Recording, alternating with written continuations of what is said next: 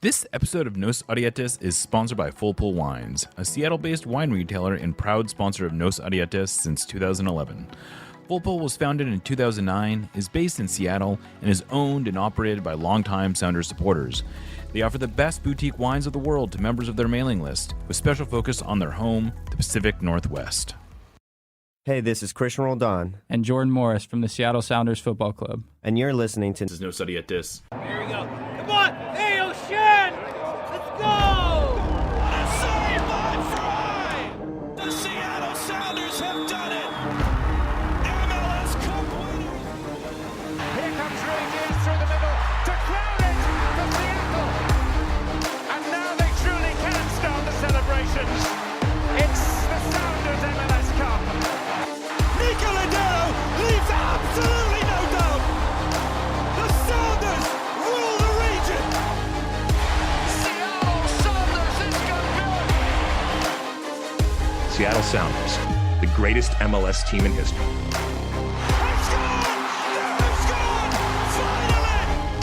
Finally! This feels fucking awesome. This is a tiny dog. Is that what you young people call twerking? And Paul McKay says cheating. You want to win? Let's see how the Sunday, bro. Good for Seattle!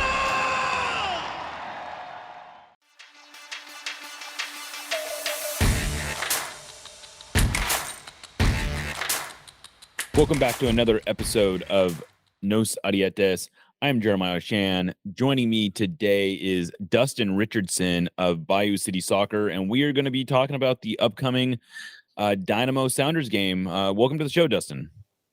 Thanks for having me, Jeremiah.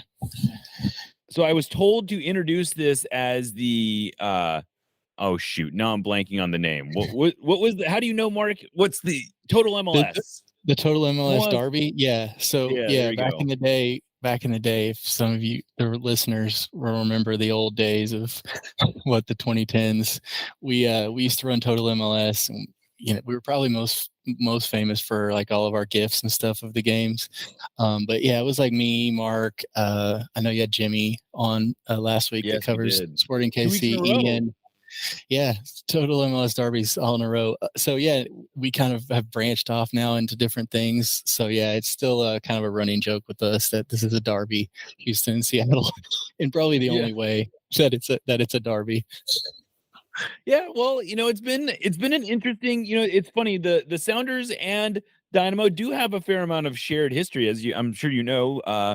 The Dynamo had the glory of knocking the Sounders out of the playoffs in their first year, in which was payback, I guess, for the Sounders knocking the Dynamo out of the Open Cup that year in a pretty exciting game. That I don't know how much Dynamo fans think about that game, but that is sort of like one of the lore-filled games in Sounders U.S. Open Cup history.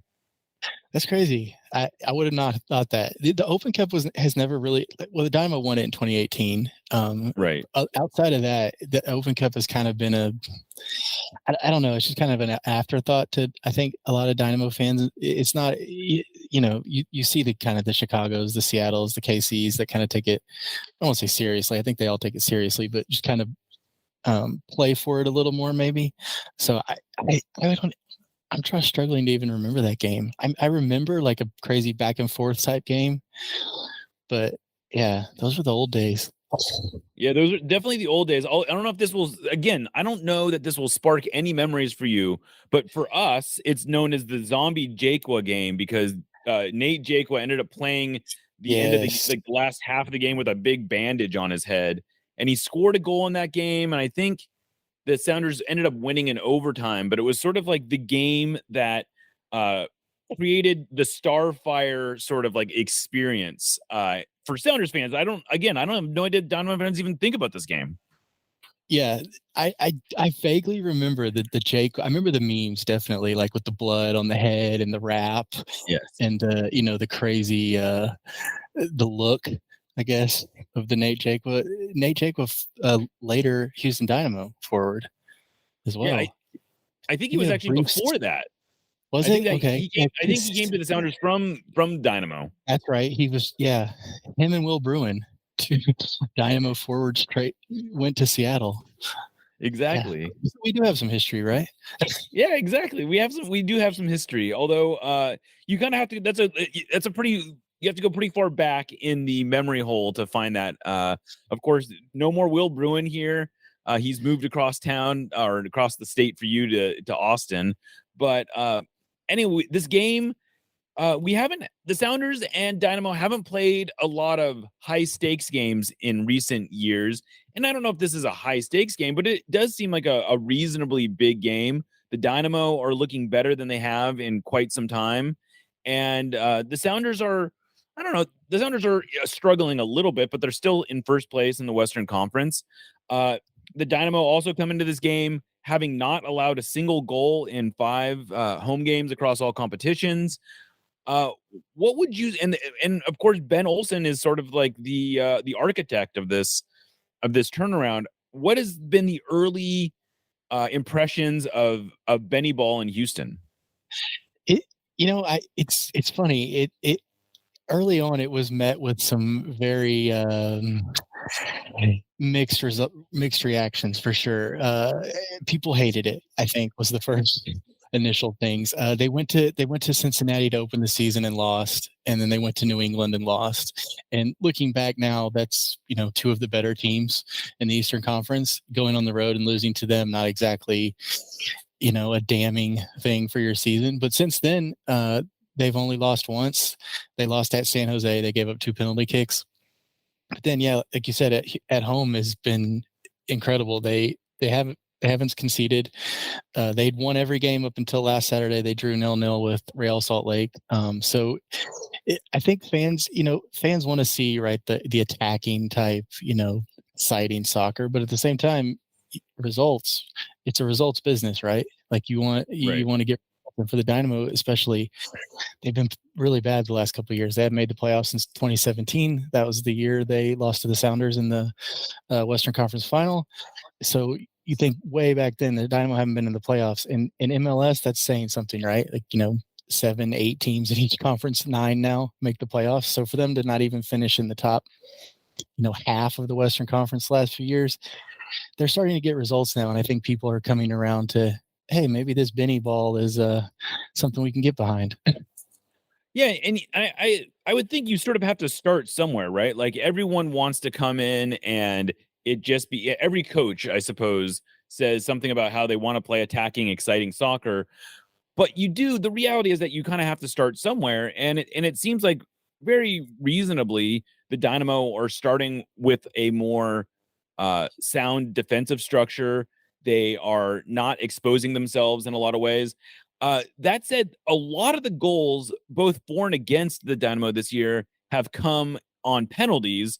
The Dynamo lead MLS with 4 converted penalties. They've also given up 3 penalties. Is that just a weird statistical anomaly, or is there something about how they're playing that is leading to all these penalties? And I'll just say the Sounders, by contrast, have scored 1, haven't given up any. Of course, I'm now jinxing it, but it's it's a difference of 6 penalties for and against. It's been really weird. So Amin Bassi, who's one of their new signings, scored a penalty in 4 straight games, which was an MLS record, which was like crazy. He'd done it in 3 games, and everyone was kind of joking, like, "Hey, just gonna get another penalty." And sure enough, like that 4th game, he scores another penalty. I mean, you just don't see that, right? Like 4 four games in a row with penalties, and then they've given up some penalties on like just some silly. It's just one of those weird things. Maybe it has something a little bit to do with kind of their style. They're kind of this bend but don't break. I mean, people that have seen DC United play in the past, they're pretty familiar with Olsen's decade of being there. It's like you said, it's kind of a defensive mentality, but they kind of counter at times. They look for set pieces. They've scored on a couple of set pieces as well. Hector Herrera's a free kick, Hector Herrera corner. So it's kind of a like defend, sit deep a little, play for set pieces type thing, which I guess is going to get you some penalties at times. Right. Well, the flip side to that is they're tied for the least amount of open play goals in MLS. They only have 4 open play goals. Is this that suggests that there's a certain plottiness to the style of play. Is that an accurate depiction? Very much so. Yeah, you're gonna see a Dynamo team on Saturday that plotting is good. Yeah, they're very strong in midfield.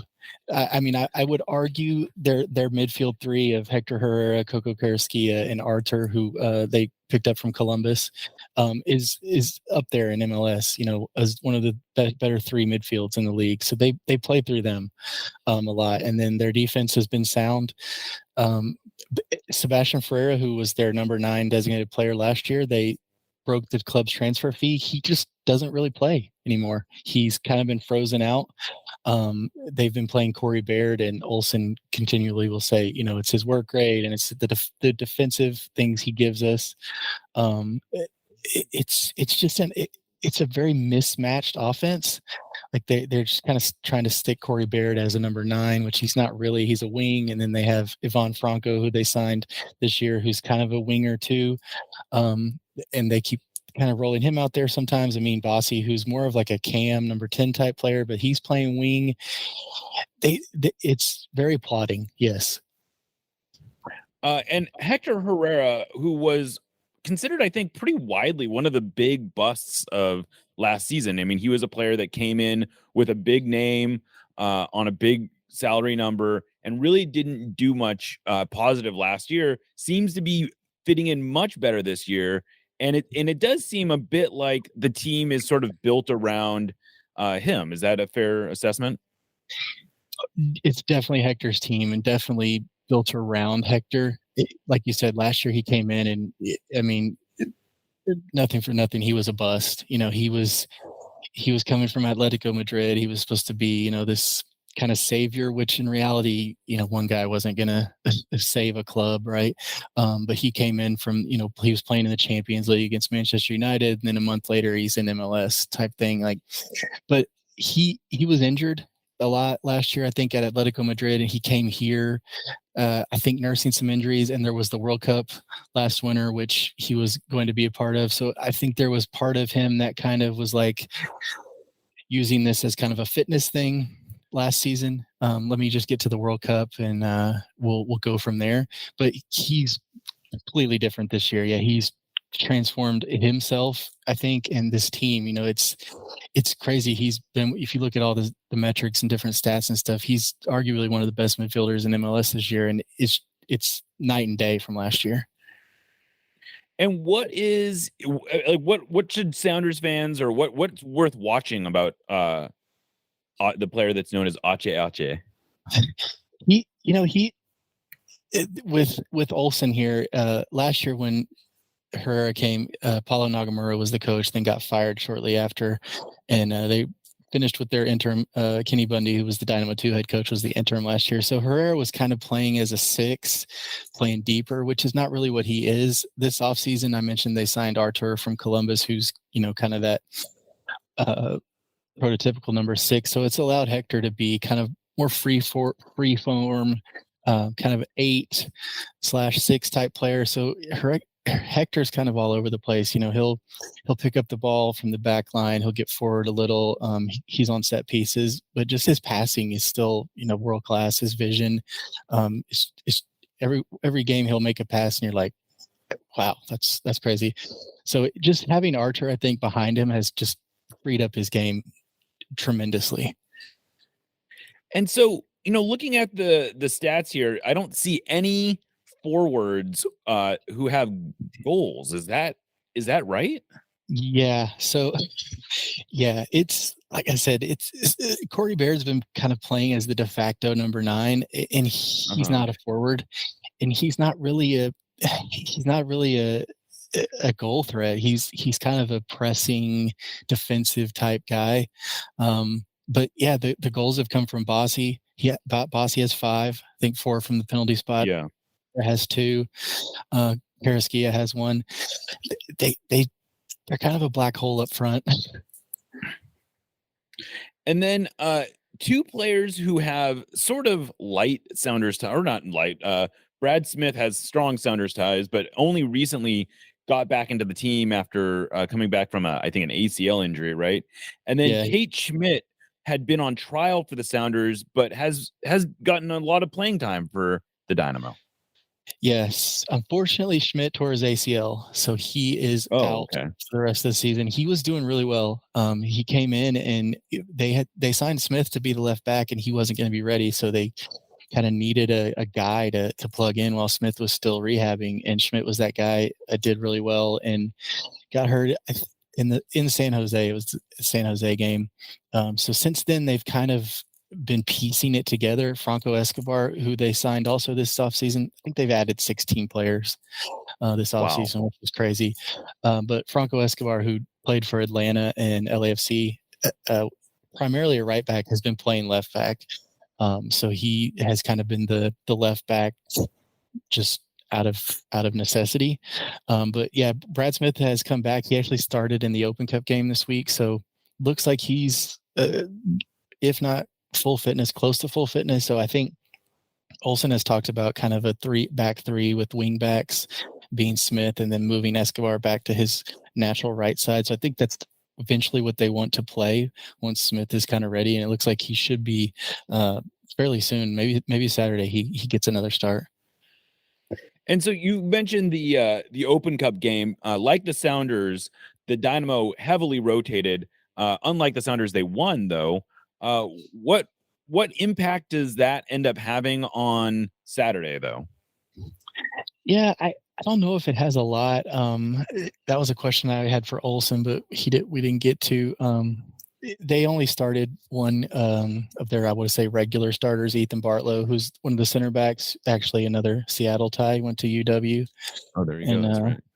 We interviewed him this week. I asked him if he was a Sounders fan. He said he was until he got to high school, but then he started playing the Sounders Academy, so he didn't like him as much. Right. Yeah. He went to Crossfire, if I remember correctly. Yes, that's correct. Yeah. So yeah, he started in the Open Cup game. They took him off at halftime though, so he should be good to go. They're pretty thin at center back right now. Teenage Hadebi is injured. They put him on the injured list. Bartlow and Hadebi have been playing as the two center backs. So they have a young Brazilian that they signed. He was with their second team last year, Mikhail, who started. He got his first start last week against RSL. Looked good. Another shutout. So he fit right in. So I don't think the Open Cup necessarily will have a big say on things. They didn't play Herrera, Carrasquilla, any of the kind of big name guys at all. And then a couple guys got some cameos late. So it should be close to a full first choice 11, if you will. Very good. Well, that's about all I have, Dustin. Thank you so much for doing this. Where can people read you? How are things going at Bayou City Soccer, which is the former Dynamo Theory? Yeah, formerly Dynamo Theory. So we kind of went off on our own once all the SB Nation stuff went down. So yeah, you can catch us BayouCitySoccer.net, Bayou City Soccer on all the social medias, Twitter and Instagram and the likes. Yeah, we're covering Dynamo, Dynamo 2, Dash, a lot of stuff going on in Houston this summer. Gold Cup, World Cup coming up, as you guys know too. So yeah, it's gonna be fun. Well, good stuff, Dustin. Thank you for joining us. I am Jeremiah Oshan, signing off on behalf of Nos Arietes. We will catch you next time.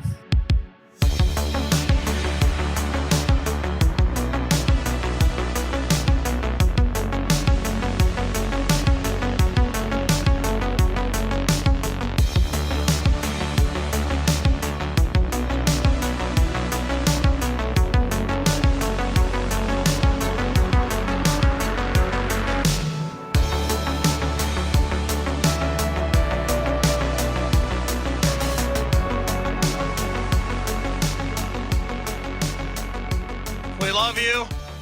Let's win another one!